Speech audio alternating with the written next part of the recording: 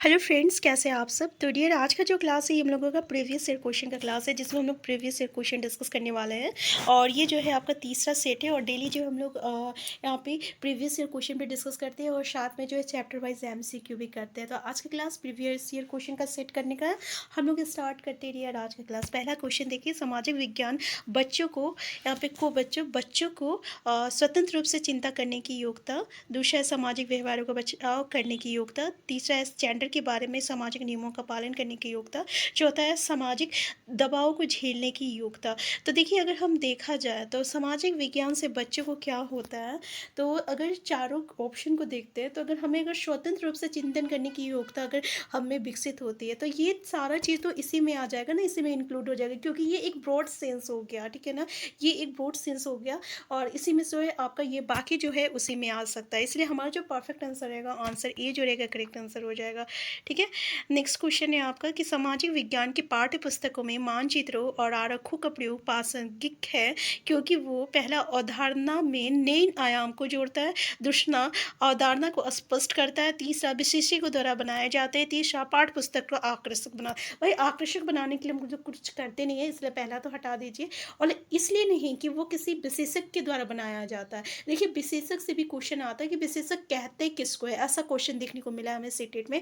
तो कोई किसी खास चीज़ को लेकर अगर कोई प्रशिक्षण लेता है ना, जैसे कि मान लीजिए आप डॉक्टर हैं, आप दाँत के डॉक्टर, तो आपको किस चीज़ का प्रशिक्षण मिला है, दाँत का ही प्रशिक्षण मिला है, ठीक है ना। तो इसे हम लोग विशेषज्ञ कहते हैं, ठीक है। और ऐसे देखिए, अवधारणा में नए आयाम को जोड़ते हैं, ये सही नहीं है। अगर हम देखें तो इसका सही आंसर क्या हो जाएगा कि वो अवधारणा को जो रहता है स्पष्ट करता है। अगर हम लोग पाठ्य पुस्तक में मानचित्र या आरेखों का प्रयोग करते हैं, तो वो जो चीज़ है वो ज़्यादा अच्छे तरीके से स्पष्ट करते हैं। तो आंसर बी जो रहेगा करेक्ट आंसर हो जाएगा। नेक्स्ट क्वेश्चन है आपका, उच्च प्राथमिक स्तर पर भूगोल और अर्थशास्त्र एक साथ निम्नलिखित में सहायक हो सकते हैं। पहला, पर्यावरण संसाधन एवं विकास के मुद्दों के प्रति दृष्टिकोण विकसित करना। दूसरा, संसाधनों के इष्टतम नियंत्रण को समझना। तीसरा, बहुलवाद को समझना। और चौथा, पर्यावरण एवं संस्थानों के बारे में ज्ञान को विकसित करना।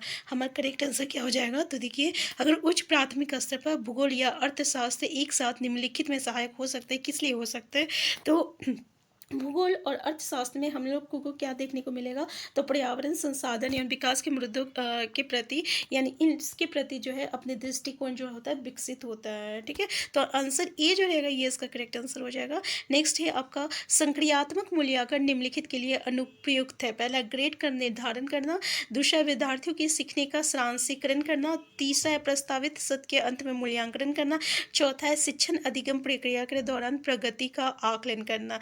तो हमारा करेक्ट आंसर क्या हो जाएगा कि संक्रियात्मक मूल्यांकन निम्नलिखित के अनुप्रयुक्त है। भाई, हम लोगों को ग्रेड नहीं देना है, ग्रेड का निर्धारण करना ये आपका अनुप्रयुक्त है। मतलब बाकी जो तीनों है ये प्रयुक्त है, लेकिन ये जो है आपका नहीं हो, ये मतलब ये नेगेटिव पूछ रहा है, ग्रेड का निर्धारण करना ये सही नहीं है। पहला आंसर जो रहेगा नेगेटिव का आंसर नेगेटिव हो जाएगा। नेक्स्ट है आपका, रंजन के प्रति समानुभूति के विकास के लिए विद्यार्थियों के साथ किया गया निम्नलिखित में से कौन सा क्रियाकलाप सबसे अधिक उपयुक्त होगा। ठीक है, हम थोड़ा सा स्पीड में थे, लग रहा थोड़ा स्लो करना चाहिए हमें, इसलिए थोड़ा स्लो हो रहा है। नेक्स्ट है, रंजन को सीढ़ियों से ऊपर ले जाने और नीचे लाने के लिए विद्यार्थियों को कहना। देखिए, ये क्वेश्चन हम लोगों से पूछा गया है सिटेट में कि रंजन के प्रति समानुभूति के विकास के लिए विद्यार्थियों के साथ किया गया निम्नलिखित में से कौन सा क्रियाकलाप सबसे अधिक उपयुक्त होगा।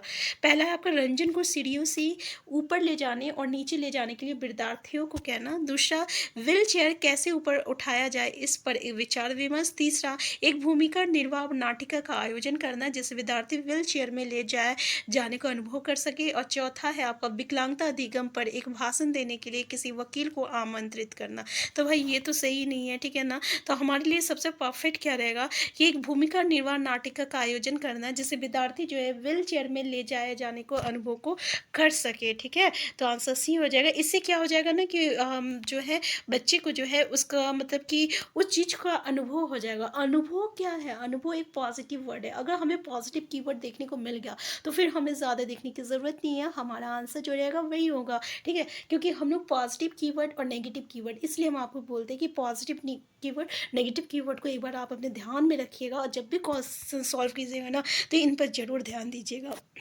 नेक्स्ट है आपका कि ए से ई तक के कथनों पे विचार कीजिए जिसमें टमाटर को केचप उपभोक्ता तक पहुंचाती बाजार की श्रृंखला को आगे पीछे करके लिखा गया है। देखिए ऐसा भी क्वेश्चन हमें देखने को मिला है। पहला, सोना पड़ोसी दुकान से टमाटर का केचप ऑर्डर करता है। दूसरा, किसान टमाटर का बीज स्थानीय व्यापारी से खरीदता है। देखिए बिल्कुल सही है, पहले वो बीज ही ना खरीदेगा। दूसरा है, थोक विक्रेता व्यापारी सब्जी मंडी में टमाटर के लिए बोली लगाता है। ठीक है, अब टमाटर जो है थोक विक्रेता खरीदेगा। फिर एक छोटे शहर की खास संस्करण आधारित इकाई टमाटरों को खरीदेगा, मतलब कि छोटे छोटे शहर में जो है टमाटर बिकेगा। फिर विपणन करने वाली कंपनी भंडारों को केचप की आपूर्ति करती है और सही विकल्प का चयन करेगी। ठीक है, अगर हम देखें तो बी सी डी तो बिल्कुल सही है। फिर उसके बाद ये आपका क्या आ सकता है, बी सी डी, और क्या आ सकता है, हाँ बी सी डी, और लास्ट में ये ऑप्शन आना चाहिए कि सोना जो है पड़ोसी दुकान से टमाटर का केचप ऑर्डर करती है। ये जब टमाटर का केचप पूरा तरह से तैयार हो गया तब हम उसका ऑर्डर करेंगे, इसलिए ये लास्ट ऑप्शन है। हमारा ऑप्शन क्या हो जाएगा, बी सी डी ई ए हो जाएगा, यानी आंसर जो रहेगा आंसर बी हो जाएगा। ठीक है, बहुत ईजी था। नेक्स्ट है, एक शिक्षक चाहता है कि उसके विद्यार्थी नगर निगम का उपलब्ध धनराशि के स्रोतों का पता लगाए। निम्नलिखित में से कौन सी विधि सबसे अधिक विश्वसनीय और उपयुक्त होगी। पहला, काउंसलर के साथ भेंटवार्ताएं। दूसरा, सरकारी बैंक के वेबसाइट को ढूंढना। तीसरा, आपस में विमर्श करना। चौथा, किसी विशेषज्ञ का भाषण आयोजित करना। तो देखिए यहाँ पे क्या बोल रहा कि एक शिक्षक चाहता है कि उसके विद्यार्थी नगर निगम का उपलब्ध धनराशि के स्रोतों का पता लगाए। तो धनराशि मतलब कि कितना है, उसके लिए क्या करेगा, तो सरकारी बैंक वेबसाइट को ढूंढेगा। तो आंसर बी हो जाएगा हमारा करेक्ट आंसर। ठीक है, नेक्स्ट है आपका कि सामाजिक विज्ञान की किसी कक्षा में निम्नलिखित में से कौन सा तरीका ये समझने के लिए उपयुक्त है कि ग्रामीण क्षेत्रों में सार्वजनिक और खुले स्थान तेजी से लुप्त हो रहे हैं। पहला, सर्वेक्षण परियोजना। दूसरा, विषय पर समूह में चर्चा करना। तीसरा, कंप्यूटर की सहायता से प्रस्तुति करना। चौथा है, निर्धारित पाठ्य सामग्री के आधार पर परिचर्चा। तो देखिए यहाँ पे हमें ये देखने के लिए बोला है कि ग्रामीण क्षेत्र में सार्वजनिक जितने भी खुले स्थान है ना वो बहुत जल्दी से लुप्त हो रहा है, उसकी जगह जो है दूसरी चीज़ें बन रही है, यानी खुला जगह जो है खत्म हो रहा है। तो इसके लिए हमें क्या करना चाहिए, तो इसके लिए तो उस विषय पर चर्चा करने से क्या मिलेगा। चर्चा क्या होता है, चर्चा हम आपको बता दें एक नेगेटिव कीवर्ड होता है, तो इसको देख के आप एलिमिनेट कर सकते हैं। इसके अलावा कंप्यूटरों की सहायता से अब कंप्यूटर की सहायता से प्रस्तुति क्यों करेंगे भाई हम इसको, ठीक है ना, क्योंकि हमें ये देखना है। फिर देखिए यहाँ पे निर्धारित पाठ्य सामग्री के आधार पर परिचर्चा, ये भी सही नहीं है। हम लोग सर्वे करेंगे तभी तो पता चलेगा ना सर्वेक्षण परियोजना से कि कितनी चीज़ें जो है लुप्त हो रही है, कहाँ कौन से कहाँ की चीज़ें मतलब ग्रामीण क्षेत्र जो है वो आपका तेज़ी से लुप्त हो रही है। तो सर्वेक्षण परियोजना इसका करेक्ट आंसर हो जाएगा। नेक्स्ट क्वेश्चन है, सामाजिक विज्ञान शिक्षण का आधार पत्र किस पर बल देता है। पहला, विभिन्न मतों का सम्मान करना तथा विचारों और अभ्यासों को परीक्षण करना। दूसरा, याद करने का प्रोत्साहित करना। तीसरा, सामाजिक क्रमों को स्वीकार करना। चौथा, पाठ्य पुस्तकों का प्रयोग अधिक करना। ये नेगेटिव वर्ड है, याद करना नेगेटिव कीवर्ड है, हटा दीजिए। पाठ्य पुस्तक का सिर्फ प्रयोग अधिक करना, ये भी नेगेटिव कीवर्ड है। ठीक है, अब पहला और दूसरा देखिए कि विभिन्न मतों का सम्मान करना तथा विचारों अभ्यासों को परीक्षण करना। तीसरा, सामाजिक पदानुक्रमों को स्वीकार करना। पहला और तीसरा में देखते हैं। अभ्यास करना एक पॉजिटिव कीवर्ड होता है, क्या होता है, पॉजिटिव कीवर्ड होता है, इसलिए हम लोग इसका आंसर ए कर सकते हैं। ठीक है ना, इसलिए आंसर ए जो रहेगा करेक्ट आंसर हो जाएगा। नेक्स्ट क्वेश्चन है, विद्यार्थियों को इतिहासकारों के समान सोचने के लिए प्रोत्साहित करने हेतु निम्नलिखित में से कौन सी विधि सर्वाधिक उपयुक्त होगी। पहला, प्रयोजना विधि, स्रोत विधि, कहानी सुनाने वाली विधि और पूछताछ विधि। तो देखिए यहाँ पे बोल रहा है इतिहासकार, जब भी इतिहासकार की जब बात आता है तो इतिहासकार जो रहता है ना स्रोत शब्द का प्रयोग करते हैं, तो उसके लिए स्रोत विधि आंसर बी जो रहेगा इसका करेक्ट आंसर हो जाएगा। ठीक है, नेक्स्ट क्वेश्चन है आपका, निम्नलिखित में से कौन सा तथ्य भारत के उत्तरी भागों में गांव प्रमुख ग्राम भोजका के विषय में सत्य नहीं है। पहला, राजा ने उसको कभी टैक्स एकत्र करने के लिए प्रयोग नहीं किया।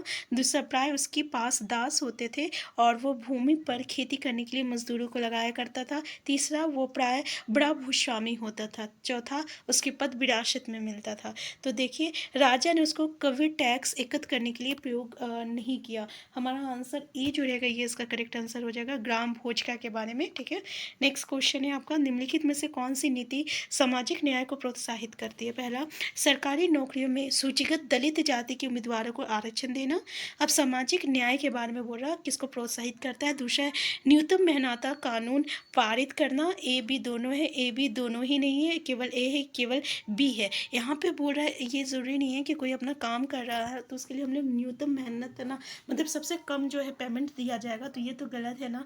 तो हमारा ए ही जो रहेगा ये इसका परफेक्ट आंसर हो जाएगा कि अगर हम लोग जो है सरकारी जो भी नौकरी रहेगा, अगर उसमें हम लोग दलित लोगों को अगर आरक्षण देते हैं तो इससे जो रहेगा आपका क्या रहेगा, इससे न्याय, हाँ सामाजिक न्याय बढ़ेगा। हमारा आंसर ए जो रहेगा सिर्फ करेक्ट आंसर हो जाएगा। ठीक है, तो नेक्स्ट क्वेश्चन है आपका कि दुनिया की सबसे लंबी पर्वत श्रृंखला कौन सी है? हिमालय, रॉकी, एंडीज और आल्प्स। तो ये हम लोग पढ़े थे, एंडीज जो है ये हम लोग क्लास 7 का चैप्टर में पढ़े थे, तो आंसर सी जो रहेगा करेक्ट आंसर हो जाएगा, एंडीज। ठीक है, पर्वत श्रृंखला। नेक्स्ट है पित्रा ड्यूरा क्या थी? यूनानी देवता थी, धात्विक तकनीक थी, भवनों को सजाने की शैली थी, या उत्तराधिकारी का भूमिका थी? तो देखिए ये पित्रा ड्यूरा जो था ये हम लोग क्लास 7 या 6 में पढ़े हैं, 7 में आई थिंक। ये एक भवनों की सजाने की एक शैली है। ठीक है, तो आंसर सी हो जाएगा। नेक्स्ट है आपका, निम्न में से ऊर्जा के परंपरागत स्रोत के समूह का पहचान कीजिए। पहला जल विद्युत, जल है, विद्युत है, भूत तापीय ऊर्जा है, और आपका ज्वारीय ऊर्जा है। परंपरागत स्रोत के बारे में बोला है, परमाणु ऊर्जा, सौर ऊर्जा, जल विद्युत। खनिज तेल, प्राकृतिक गैस, ईंधन, कोयला, ईंधन, बायोगैस।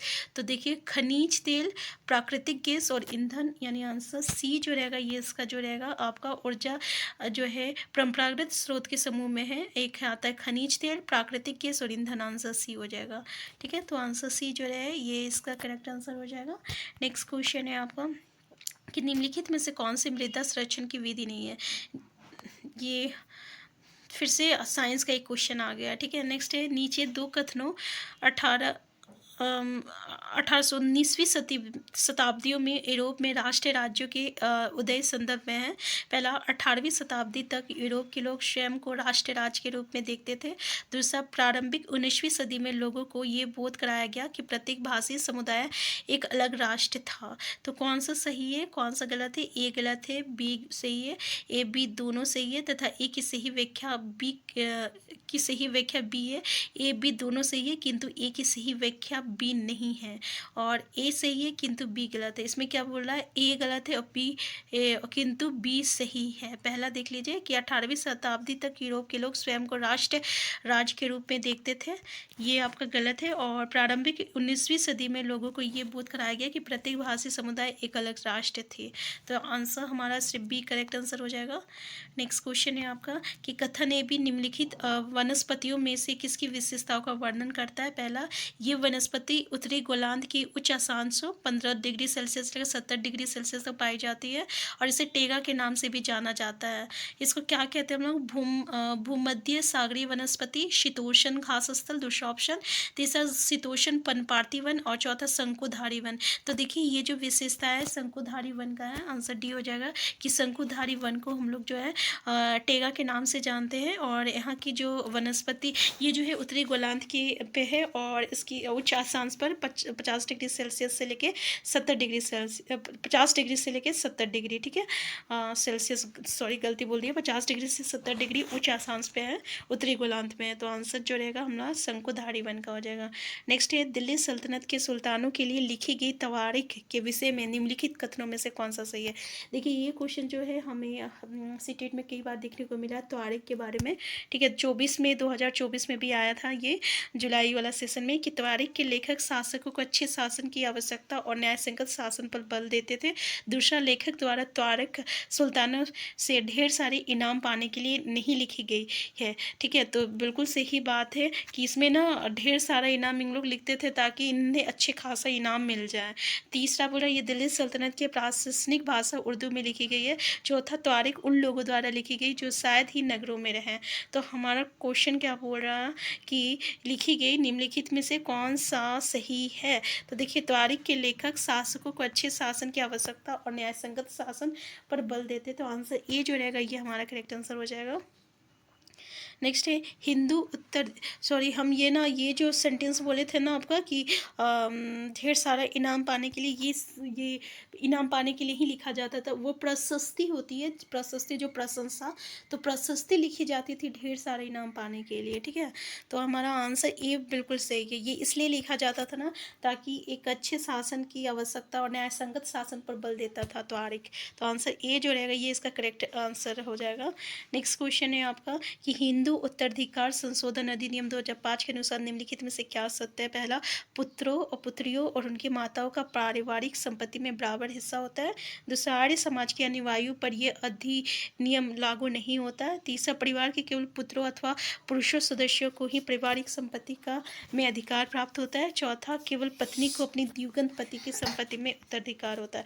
देखिए अभी हमारा जो रहेगा करेक्ट आंसर हिंदू उत्तराधिकारी संशोधन अधिनियम 2005 के तहत पुत्र, पुत्री और उनकी माता यानी वाइफ, ये तीनों का जो रहता है इक्वल आपका संपत्ति में जो रहता है बराबर हिस्सा होता है। तो हमारा आंसर ए जो रहेगा करेक्ट आंसर हो जाएगा। तो डियर आज का क्लास इतने ही। नेक्स्ट क्लास पे जो है हम लोग आगे डिस्कस करेंगे नेक्स्ट सेट को। अगर आप चैनल में नए हैं चैनल को सब्सक्राइब कर लीजिएगा। वीडियो हेल्पफुल होगा तो लाइक शेयर करना मत भूलिएगा। Thank you.